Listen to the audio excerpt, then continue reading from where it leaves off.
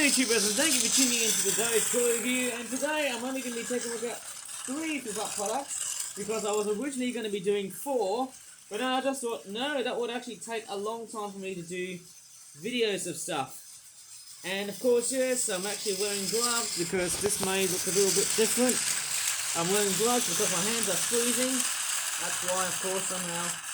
And of course, yes, I might show you 4, but I might as well just do 3 because one of those will have to be done in a separate video. And I'm so glad I'm actually going back into a bit of a direction of what I'm doing in the right track, of course.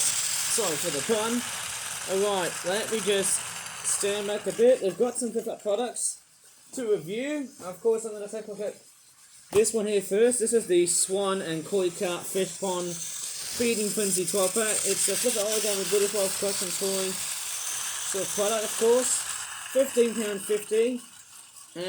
The artwork here is quite a bit inconsistent because it's covering the words with a bit of paint on it. I think that might be a watercolour, I guess. We've got some koi carp swimming, and it looks like we've got a cormorant head. And there's the back of the packaging, which looks like that. We've got some very cranky and angry looking swans. There's a seagull right here on the top. It looks like it's about to devour some sort of bread. I believe it is, maybe toast with some jam on it. Of course, there's no fish logo at the bottom here on the packaging. It's quite amazing. It's all done with like, well, let's just say normal white pencil. I think white is very difficult to see when you're just somehow trying to, like, you know, showcase a product. Okay, here we comes. Out the critters, they come out. Right.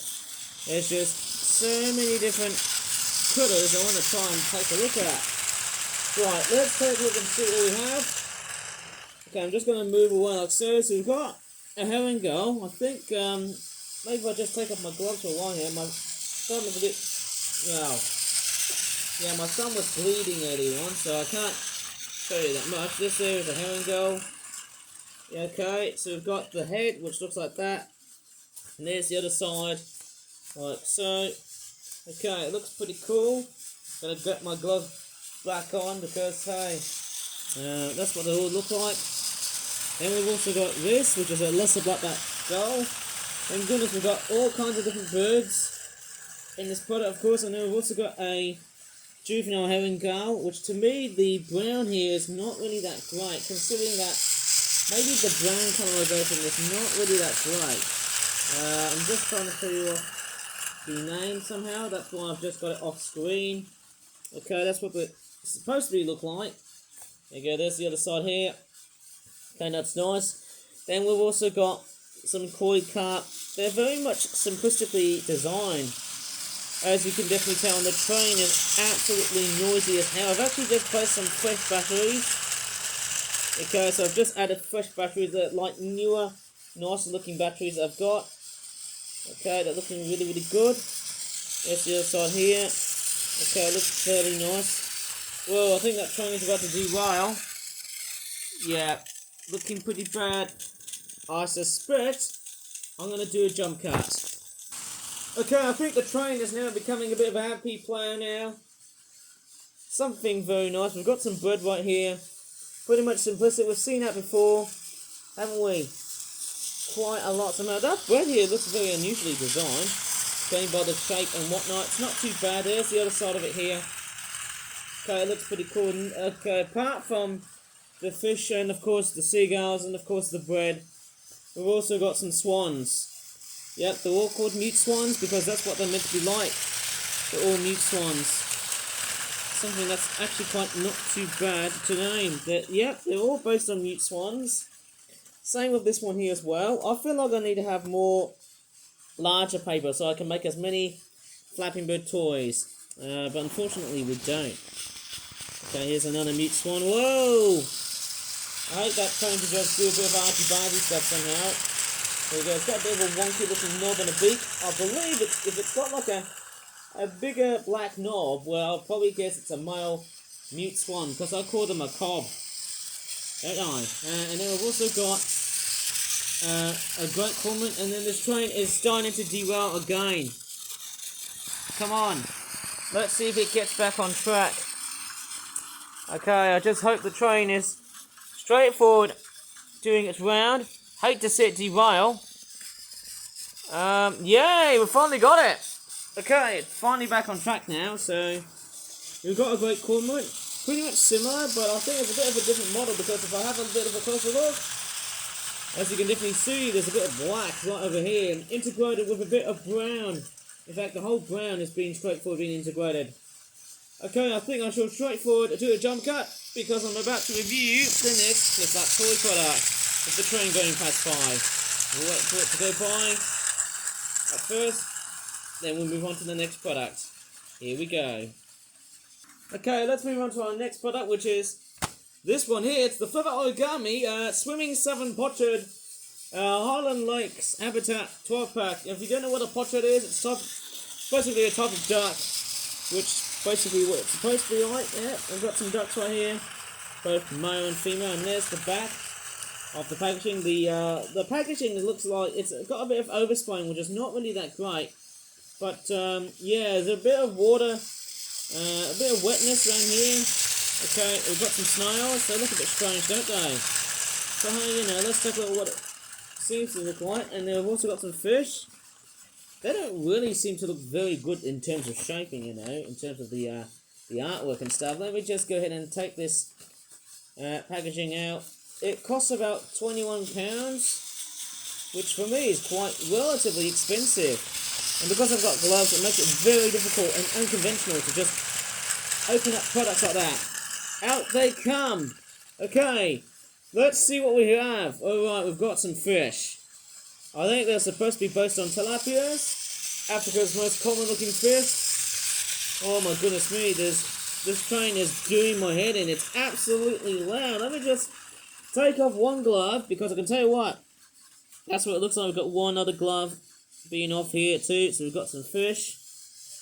And I don't think I've got that much space. Let me just space this one a bit out. Okay, so we've got 4 of these fish, which are supposed to be based on tilapias. They don't really look highly detailed, you know, they look a bit bland. But hey, you know, that's it.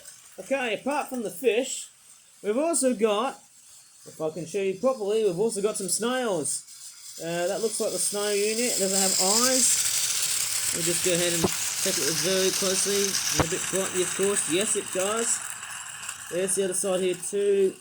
The head looks a little bit iffy, and there's more of it here as well. Okay, and there's also the other side of it here as well. I can't believe it. And then we've also got some snail shells. I suppose they've been painted with acrylic paints because they would have taken a long time for them to dry. And the best part is that because they're snails, the best thing you can do is you just straightforward attach the shells to the body. I think something like that. Has it been glued in? I just hope it's not. Okay, maybe if it's not been glued in or not though, I just hope it. Hang on, I think I did the wrong way around. I might have to try and somehow think of a very simple solution. So I think you should basically attach the snail shell right over to the back. And I think it does become what it looks like. There you go, that's what it's supposed to be like. And I should do the same with the other snail shell somehow. I think it's this part here. And then I can just attach this piece here. There you go. I do miss these types of toys, you know. I like the Penguin Cobweb canoeing toys, you know, with the boats and stuff. Okay, let's take a look at the ducks themselves. They are very much like a pochard, like, you know, the common and the red-crested pochards, but they are a bit different because they've got more brownish bodies on it rather than, let's just say, silver. But hey, you know, or even like the fact that they don't have, like, let's just say, a reddish beak. But hey, you know, it doesn't matter. So that looks quite good. So we've got like 2 males and 2 females of the same birds that we've got there too. They've got like orange on the sides with brown feathers. The male's got like a designated reddish looking, rufous looking, brown looking head with some sort of black neck, I think, on the one half of it. I don't know, it looks fairly nice somehow. Quite nice seeing some beautiful waterfowl as I'm reviewing this product. Yeah, I'll tell you what, all of these have names. And the males truly have got like red eyes and stuff because, hey, you know, that's all I've just seen somehow. Okay, let's finish off with our last Papua New Guinea's product. And of course, yes, this is one thing I haven't really done is have a look at some Halloween things. some very weird, spooky stuff right here, right? It's this one right here. It's the Flip Out Origami Halloween 2024 Black Swan Pair Halloween Party 5-pack. Costs about £6. And that's the packaging and stuff like that. These are the sort of products I should have been reviewing because we are nearly approaching up towards Halloween time. In fact, I've got another Halloween product. In fact, because I was just busy making water birds, I feel like we're going to have the lowest number of Halloween stuff ever been made so far this year, which has actually been quite shockingly, spookily, scarily diabolical. It's just been absolutely terrible for this year's Halloween. Performing really bad. Okay, there's not much Halloween artwork you can see. Not many bats. Not much you can really say that this is Halloween time, but hey, let's give it a go. There's a nice looking skull here. I shall unpack this. I think my thumbs and my fingers are okay. Okay, let's take a look. So out with the packaging and in with the products. So okay, the first one we've got is a skull. Lovely bit of skull activity. Oh, sorry, I think that changed the world. Okay, so that's the skull here. Lovely looking eyes. It's very reminiscent to that of a pumpkin, like a jack-o'-lantern, because we've got this thing here as well. Okay, nicely detailed with a bit of line detailing, of course. But let's take a look at the pig. Quite a nice looking wild boar or wild pig, whatever we're going to call them. Lovely curled tail. Looking all black. And speaking of black, we've also got some black swans. In fact, I think they're actually one of the best renditions of the black swans I've actually have made so far because, hey, one, it's all made from, like, court pastels, and two, they've also been enhanced with a bit of water, so hopefully the black is actually very nicely and evenly spread with a bit of management involved. In fact, the head is a little bit different compared to the mute swan because the black swan has got a bit of a much more slender looking neck than the mute swan because I think the mute swan's a bit more of a classic bird, isn't it? Hey? And that is. I'll say mute swans are very standardized swans, whereas these ones are a little bit, well, a little bit different. I love the red eyes and stuff and the pinkish reddish beaks. Somehow they're nice looking birds. Anyways, that is about it in this review. It's quite rare somehow to get black swans in toy products like that, but hey, I don't really care because hey, I really enjoy making them. Right, let me just repack these beasties before we shall end the video. And apparently I've been making this whole video around the 5th hour of the PM because it was 5 o'clock somehow.